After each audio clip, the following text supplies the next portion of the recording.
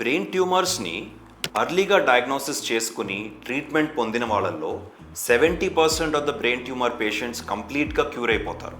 ఇది ఒక world wide statistic. So మనం ఈ బ్రెయిన్ ట్యూమర్ లక్షణాలు ఏంటి, దీన్ని ఎలా డయాగ్నోస్ చేసుకోవాలి అనేది అవగాహన ఉండటము అందరికీ అవసరం. హాయ్, నా పేరు doctor Ravish Sunkara.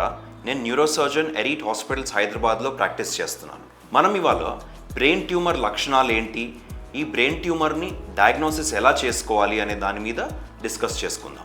Brain tumour ఒక లక్షణాల్ని మనము కొన్ని జనరలైజ్డ్ సిమ్టమ్స్, కొన్ని స్పెసిఫిక్ సిమ్టమ్స్గా డివైడ్ చేసుకోగలుగుతాం. జనరలైజ్డ్ సిమ్టమ్ అంటే ఒకవేళ బ్రెయిన్ ట్యూమర్ వచ్చినాక బ్రెయిన్లో మెల్లమెల్లగా ప్రెషర్ పెరుగుతుంది.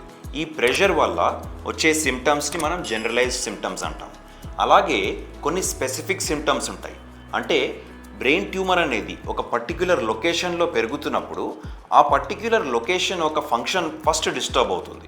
ఉదాహరణకి కొన్నిసార్లు బ్రెయిన్ ట్యూమర్ అనేది మోటార్ కార్టెక్స్ అంటే మన కాలుకి చెయ్యికి కంట్రోల్ ఇచ్చే పార్ట్ ఆఫ్ ద బ్రెయిన్లో కనుక గ్రో అవడం మొదలు పెడితే ఫస్ట్ ఆ part of the brain effect అవుతుంది. దీనివల్ల ఫస్ట్ మనము కాలు చెయ్యి వీక్నెస్సే చూస్తాం. సో ఇలాగ మనం బ్రెయిన్ ట్యూమర్స్ని జనరలైజ్డ్ సిమ్టమ్స్, స్పెసిఫిక్ సిమ్టమ్స్గా గుర్తించగలుగుతాం. మనము జనరలైజ్ సిమ్టమ్ అనే అప్పటికి ఫస్ట్ మోస్ట్ కామన్గా చూసే సిమ్టమ్ వచ్చేసి హెడేక్స్. విపరీతమైన తలనొప్పులు రావడము, ఈ తలనొప్పులు అనేది రోజుకి పెరిగిపోవడము, ఎలాంటి మందులు వేసుకున్నా తగ్గకపోవడము రావచ్చు.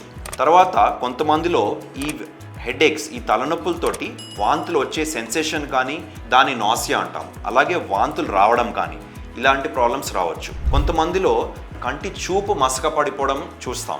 కొంతమందిలో మెమరీ డిస్టర్బెన్సెస్ అంటే జ్ఞాపక శక్తి తగ్గిపోవడము లేదా పర్సనాలిటీ చేంజెస్ రావడము ఇలాంటివి చూస్తాం. మరికొందరిలో సడన్గా చెవి వినికిడి తగ్గిపోవడం చూస్తాం. కొంతమందిలో మాత్రము సడన్గా మనము పర్సనాలిటీ చేంజెస్ పూర్తిగా చూస్తాం.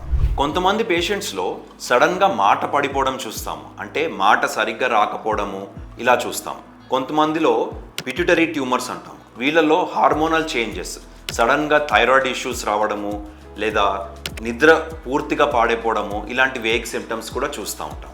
సో ఇలాంటి సిమ్టమ్స్ ఏదన్నా ఉంది అంటే మీకు బ్రెయిన్ ట్యూమరే ఉంది అని అర్థం కాదు.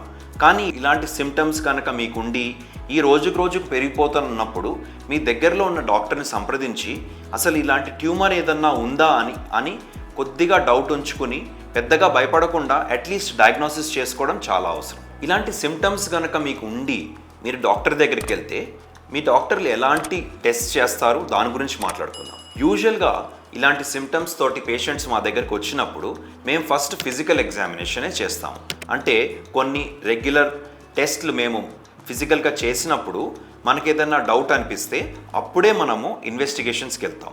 ఇన్వెస్టిగేషన్స్లో వచ్చేసి కొన్ని సింపుల్ ఇన్వెస్టిగేషన్స్ ఏంటంటే సిటీ స్కాన్ చేస్తే చాలా వరకు ఏదన్నా పెద్ద ట్యూమర్ ఉందా లేదా అనేది గుర్తించవచ్చు. కొన్నిసార్లు మాత్రము కొన్ని చిన్న ట్యూమర్స్ సిటీ స్కాన్లో గుర్తుపట్టలేకపోతాం. అలాంటప్పుడు చాలా డాక్టర్స్ ఈ మధ్యకాలంలో డైరెక్ట్గా ఎంఆర్ఐనే ప్రిఫర్ చేస్తున్నారు. ఎందుకంటే ఎంఆర్ఐ అనేది radiation free investigation. So city మీద కొంచెం ఆ పాయింట్లో అడ్వాంటేజ్ ఉంటుంది. కోర్స్ ఎంఆర్ఐ అనేది సిటీ కంటే కొద్దిగా ఎక్స్పెన్సివ్ టెస్ట్, కానీ ఇలాంటి కన్స్ట్రెయిన్ లేనప్పుడు ఎంఆర్ఐ చేస్తాం కొంచెం మనం బెనిఫిషియల్ అనుకుంటాం, ఎస్పెషలీ బ్రెయిన్ ట్యూమర్స్లో వచ్చేసరికి.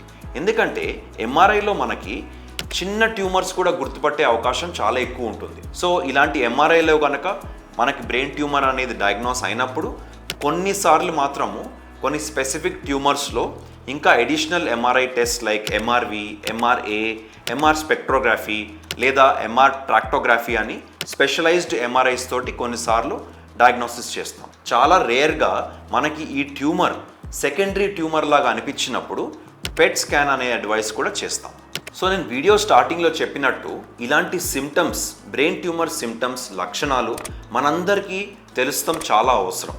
సో ఈ వీడియోని తప్పకుండా మీ ఫ్రెండ్స్ అండ్ ఫ్యామిలీకి షేర్ చేయండి. బ్రెయిన్ ట్యూమర్ అవేర్నెస్ అనేది పెంచండి. ఇలాంటి వీడియోస్ మీకు ఇంకా చూడాలనిపిస్తే మా ఛానల్ని సబ్స్క్రైబ్ చేయండి.